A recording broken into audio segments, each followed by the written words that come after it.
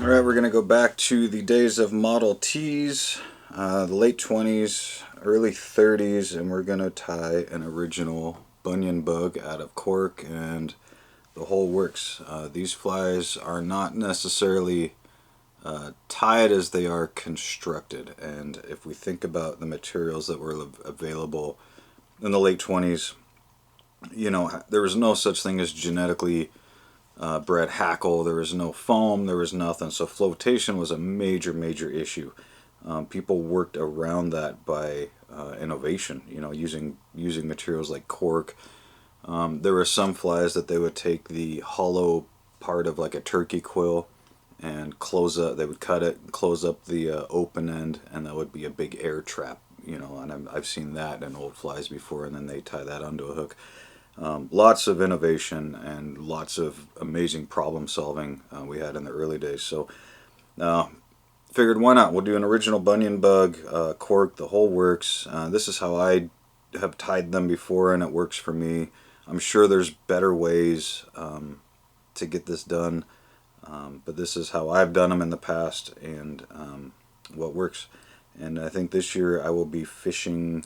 I'll be fishing some of these. I think it'd be pretty awesome to catch a fish this salmon fly season on one of these just old flies that's just legacy, you know. I mean, with the movie, I still, you know, when I tie this on like this year, maybe I'll learn how to shadow cast. I'm not sure, but you know, the movie did bring a lot of light to this, but it was, you know, they had the number 2, I think the number 2 is a golden stone in the movie, but they had, you know, they had Bunyon bugs for green drakes, salmon flies, mayflies. You know, I think it was a pattern that had different variants of different bugs, so they weren't all stone flies. The number 2, I believe, was a golden.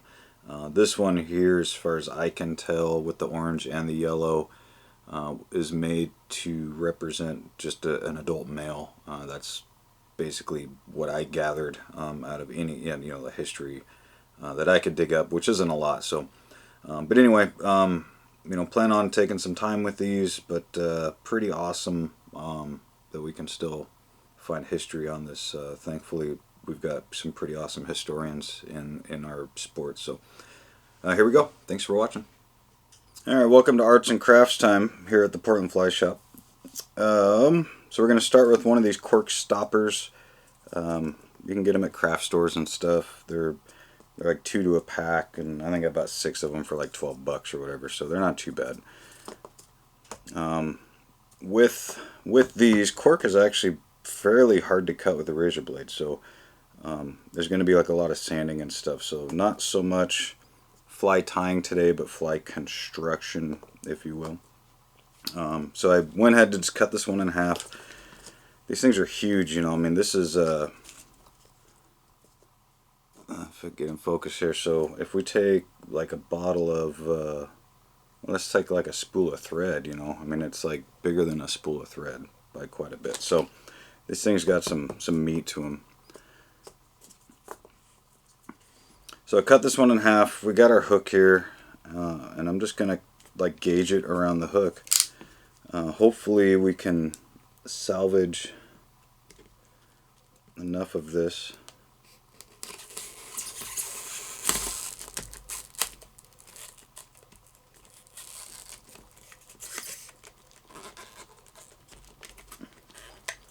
As I just tear through my hairline mat here. So gauge our hook again here, like how we're gonna be setting. So I'm probably gonna want it a little thinner. What I'm gonna try to do is keep this round top, and you can see we got this natural curve. There we go. This natural curve to the stopper, so we can use that to our advantage, and that's just a lot less sanding.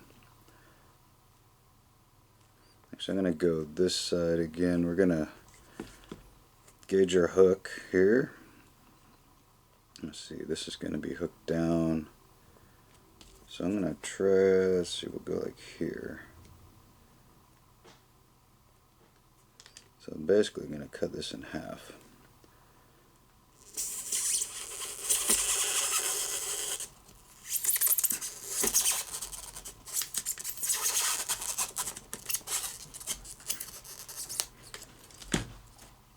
Alright.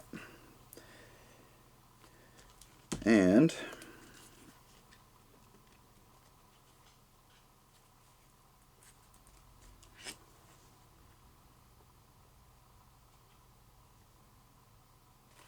I'll hit this guy right about here.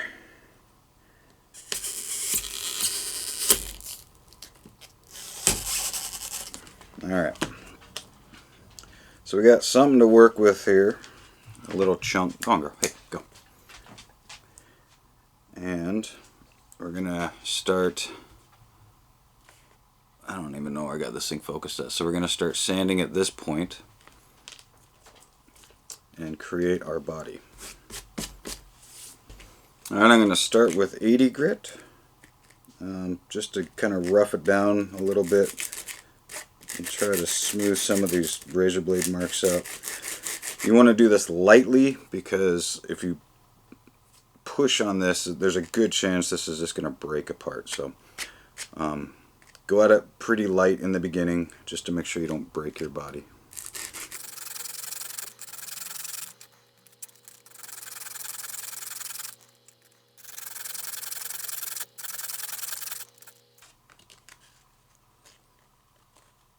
Alright, so right now, while I've got a chance, I'm going to match up. I want the butt just to be right at the bend of the hook, and I want the head to be not past, right? So this isn't an extended body. And so if you take, so by making it long, we've got, see this big old gash we got right here. Let's see, where are we at? Right there, I think. Somewhere in there. Anyway, we got this big old blemish right here in this cork, so I'm going to get the razor blade out once I find out where I put it.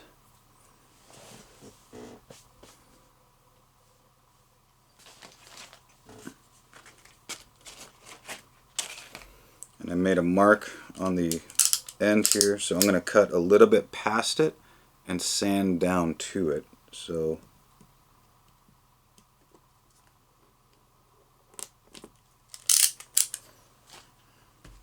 this is gone. We've got our little mark, and I'm going to sand down to it.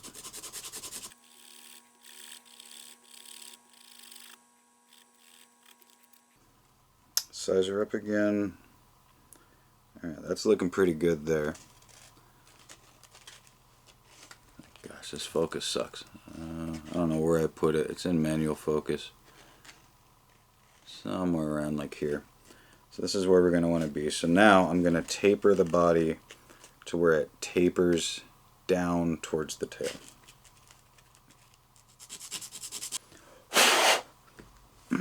Okay. We have ourselves a little Bunyon Bug body. Not perfect. You can work on these things like all day if you wanted to, but I'm not going to. Hook placement is perfect. And now, so I've kind of rounded the top, flat bottom. I'm going to flip it over, and I'm going to make a notch where the hook will ride. And you're going to want to be really, really careful doing this.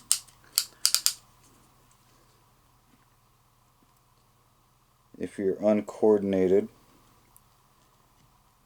you can probably, I'm sure there's some like websites you can get chainmail from. Maybe like LARPing websites or something.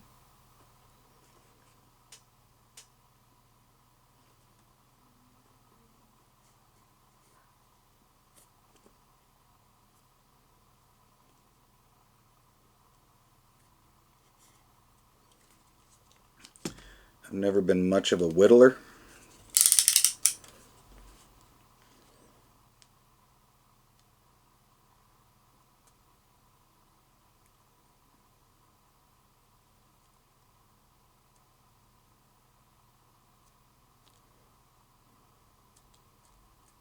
But here is my attempt at whittling. You have to cut a notch for the hook to ride in, but you also can't, since this isn't like foam where it expands, right? So if you try to wedge the hook into this, you're going to end up breaking your body, and that will suck.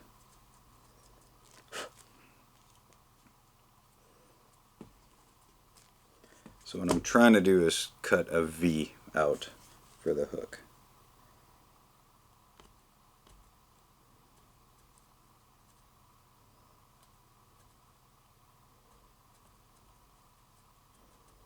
It's crazy though that in the 20s and 30s, this is what you had to do to make a fly. We think intruders are like this huge undertaking, which they are, but in a different regard, because you didn't have to be a frickin' carpenter, or you don't have to be a carpenter to like tie a dirty hoe.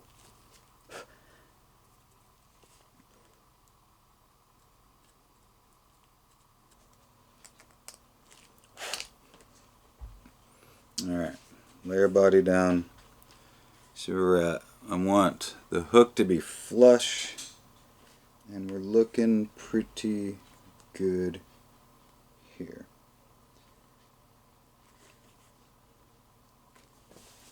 Beautiful. Alright. So now we're going to use some adhesive. And you can use like 2-part epoxy. There's a lot of stuff you can use. Alright, now we're almost ready to mount our body. So I'm going to tie a thread base on the hook. This is very important. I'm going to start at the back and then work forward here.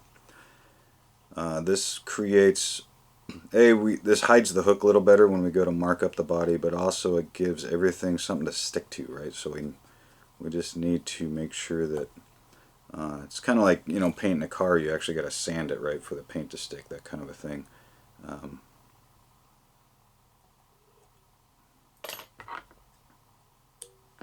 And then I'm just using burnt orange thread, bigger size. This is that was like 210 or something like that. But anyway, so orange thread base, and now we can continue to mount the hook onto the body. Alright, for glue we're going to use 5-minute epoxy. And this stuff is like as old as dirt. I hardly ever use it anymore. But if we're going to do all this work, I want to make sure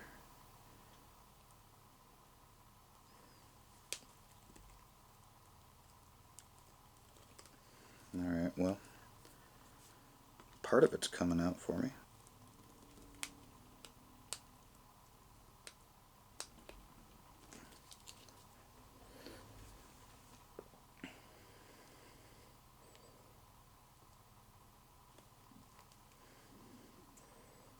Okay, so this could be a problem. What I'm going to do here, since I got a ton of the resin and like a little bit of the hardener, I'm going to kind of eyeball equal parts and hope this works out. I would suggest getting some new 5-minute epoxy. I think this stuff I had the box on the receipt. I think it's like 5 years old.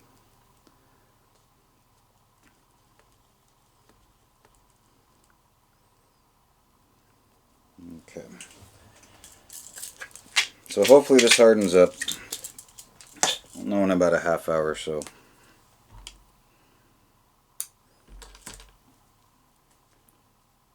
I'm just going to take something with a fine tip. I'm going to put it in our little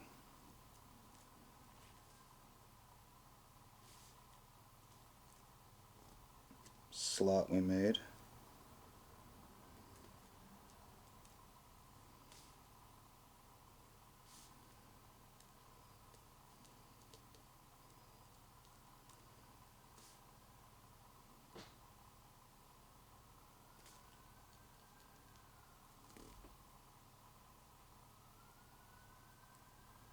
Make sure we get a good coating in there.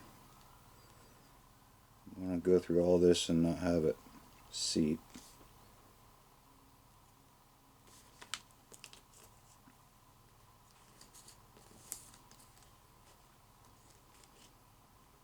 And I'm going to put our hook in.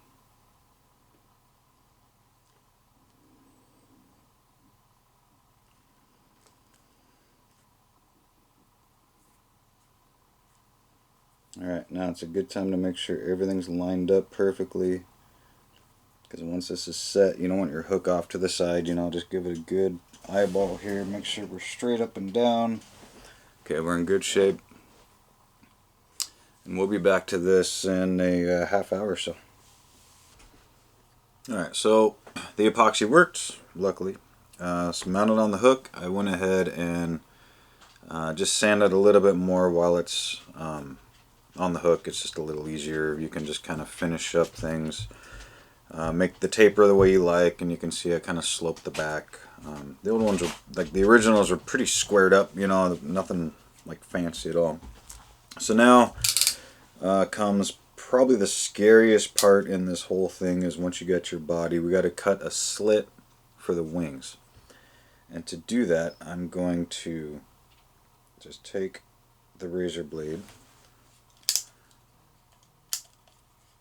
and try to make a straight, even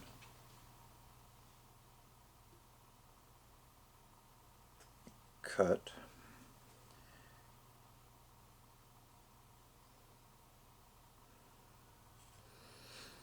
Okay, now that I've done that, I'm going to find that cut with the sandpaper.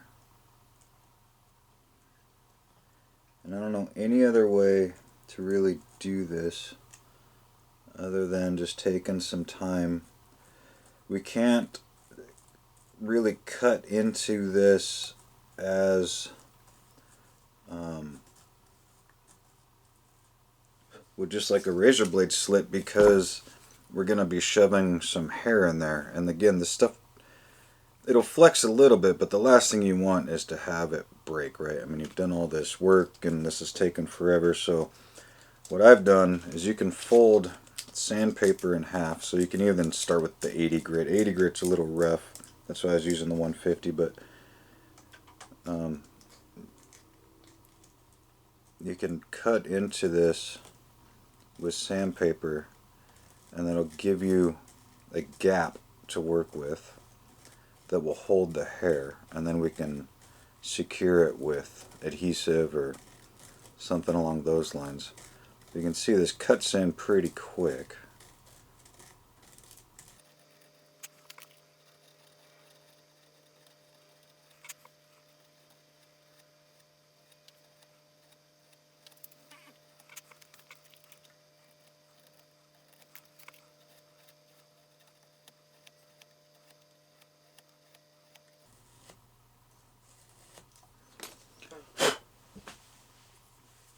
Okay, so we've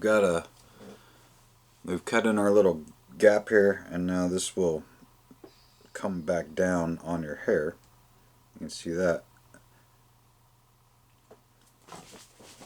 So now we can start the coloring process. So I'm going to, I think the original was like orange and yellow from what I've seen. So I'm going to draw the line of yellow. Hear the dog groaning in the background because she wants to play frisbee. So I'm going to color all this yellow from the slit back.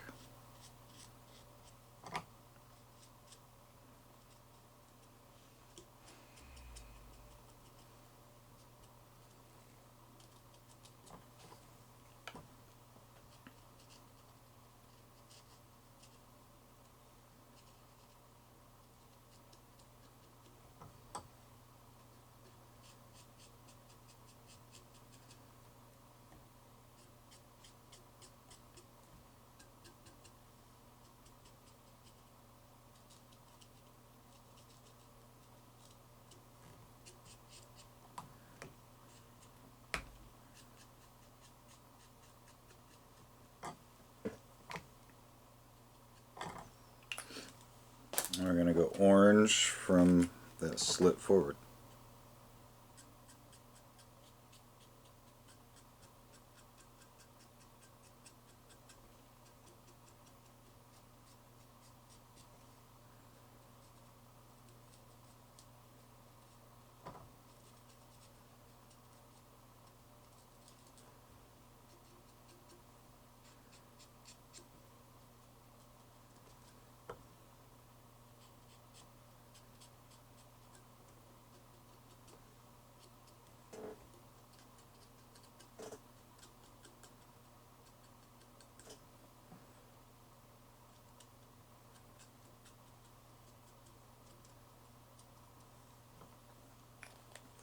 Alright, and we're going to let that dry, and we're going to hit it probably one more time just to get these colors maybe a little bit more vibrant. They're pretty good right now, but we'll let that dry, and then we'll go back over the top and mark it with some black markings. Alright, back with markers now. So the design, basically, we're going to segment the body. The easiest way is to just draw some straight lines.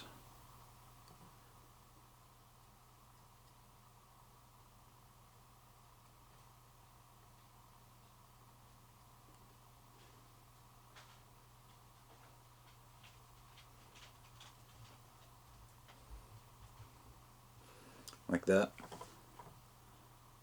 And then we're going to diamond them.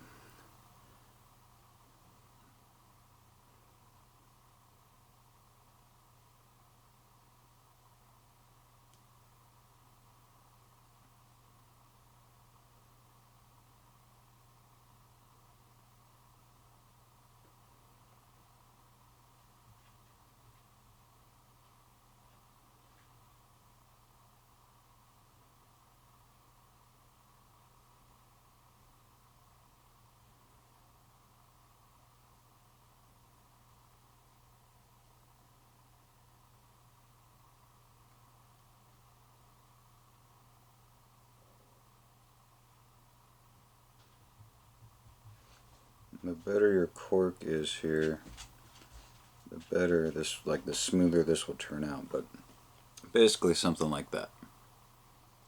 And then for the butt here, I'm gonna just black out for like an egg sac.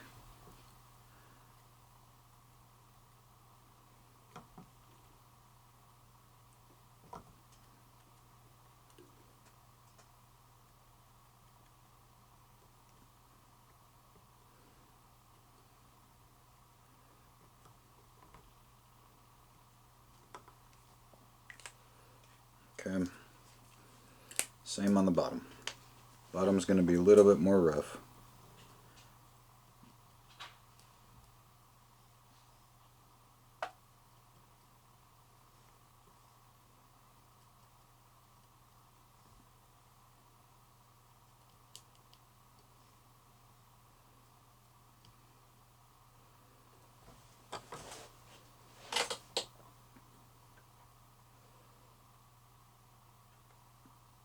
This particular piece of cork was in pretty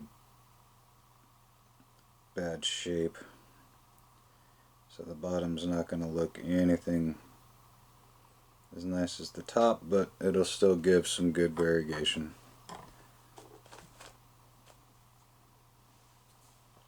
And then we're just going to do some big diamonds So we put our diamonds on each side, and now we're going to go up from the middle.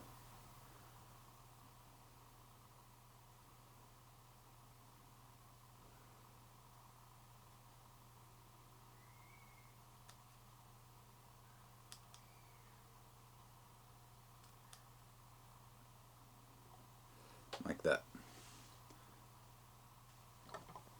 Same on the bottom.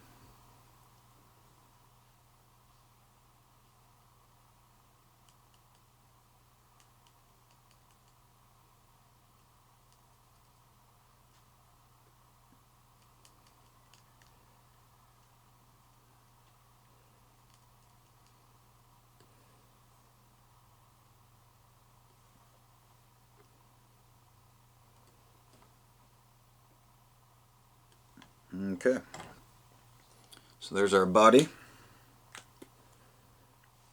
Oops, wrong side.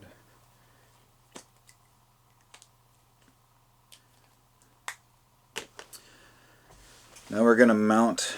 The original pattern called for horse mane. I don't have horse mane, nor can I find horse mane, but I do have elk mane, and that will go. We're going to put that in the wedge. So first thing is to cut a chunk out.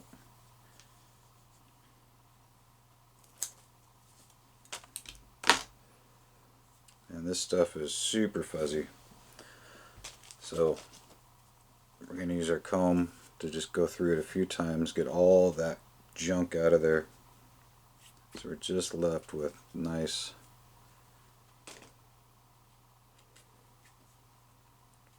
long fibers. We can wedge it in and just for now just see how it's going to look. When we collapse it, something like that. Looks pretty good to me. I might thin it out just a little bit.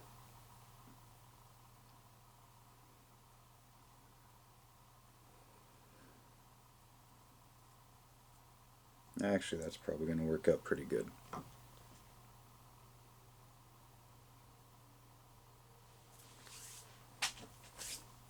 So,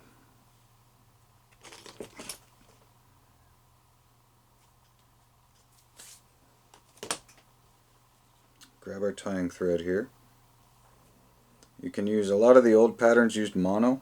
I'm not going to use mono. I'm just going to tie this in right at the butt.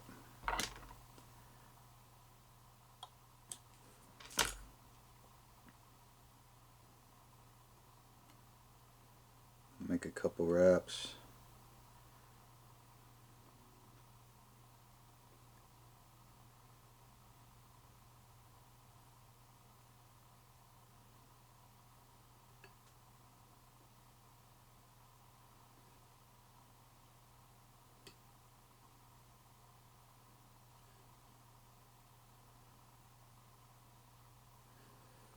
And you could mark this, after the thread. It's just every original pattern I've seen. For whatever reason, the thread or the mono is always exposed, and so just trying to be as authentic as I can with this. Throw in our elk, and then go over the top. 2 wraps. We're going to figure 8. Come back behind, trying to do this sideways here, and then come back this way.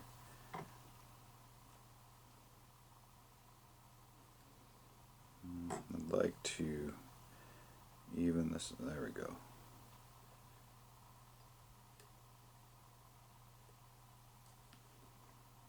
Okay, figured 8. Do a couple up front.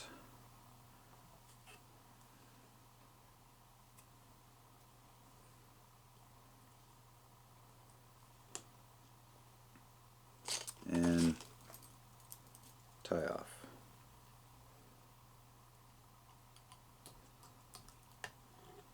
Probably if I was going to be authentic, done that by hand, but I didn't. Now I'm going to splay this out as best as I can.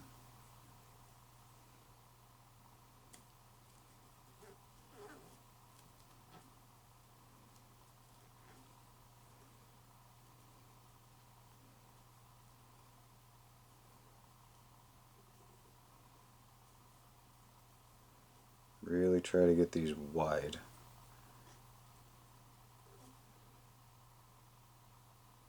I'm going to go, there we go.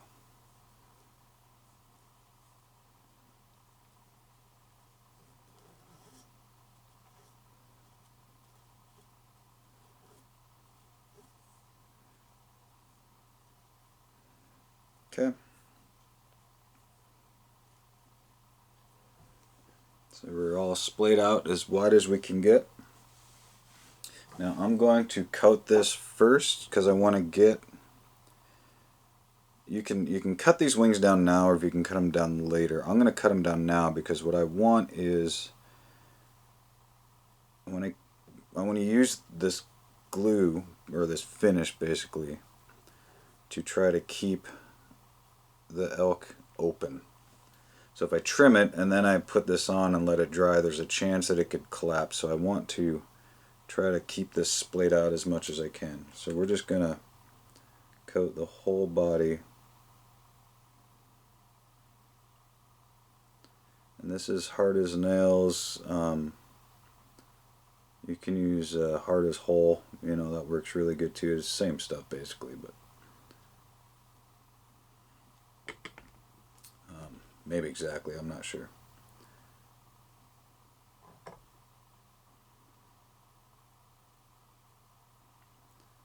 The only reason I'm using this is because we only had a couple hard as whole at the shop and I didn't want to take them in case somebody wanted to order it.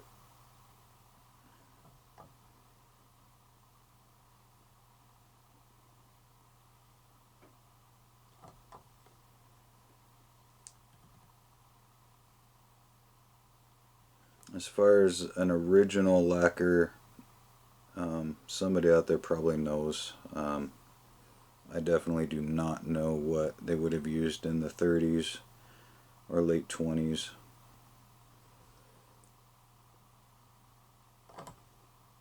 But this stuff works really well. Alright, we got a good coating there. I did clog up the eye, so I'm going to deal with that real quick. If I can find a feather out of all this, here we go. Easiest way to unclog eyes is just take a hackle tip or something and just run it through. All the little hackle fibers will grab any glue or whatever. So, you know, I may stick a little bit on the underneath of these wings, just for good measure, just to make sure we stay how we want. Just a little bit though, not much.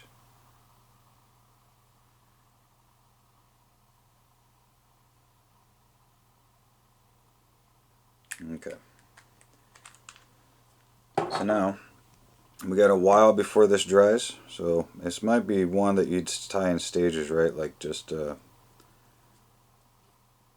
make a few bodies and then paint a few bodies and all that. But that's what we're gonna look like now, and then we'll come back and trim it when it's dry. All right, we're all dry. We've got our fly pretty much all done. Wings in place. It's not going anywhere. So now the part that you don't want to screw up, so start long, is I'm going to make a straight cut long, like that. I'm going to slowly work in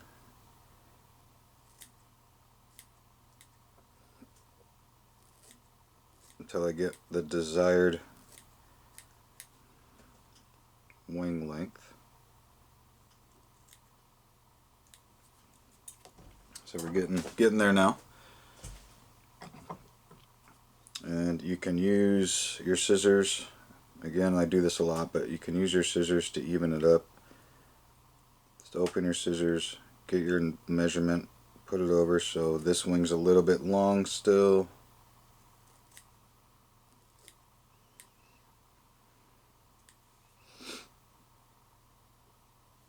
Okay, so we got our length. Now we're going to trim down.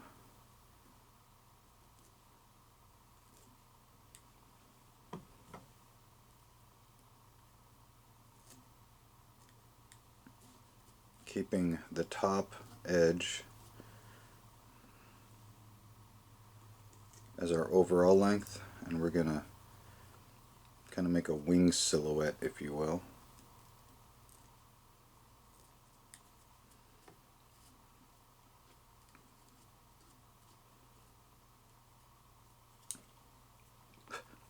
Like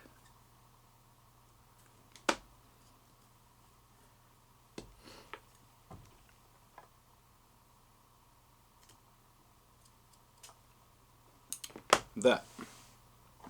So we have our completed cork Bunyon Bug. Now this is a long one. It's going to take forever if you want to go after tying this fly. I mean, it's pretty fun, and could be pretty sweet to catch a fish this salmon fly season on a on an old pattern that's from the late 20s. So anyway, thanks a ton for sticking with me through this one, and we'll talk to you soon. Thanks.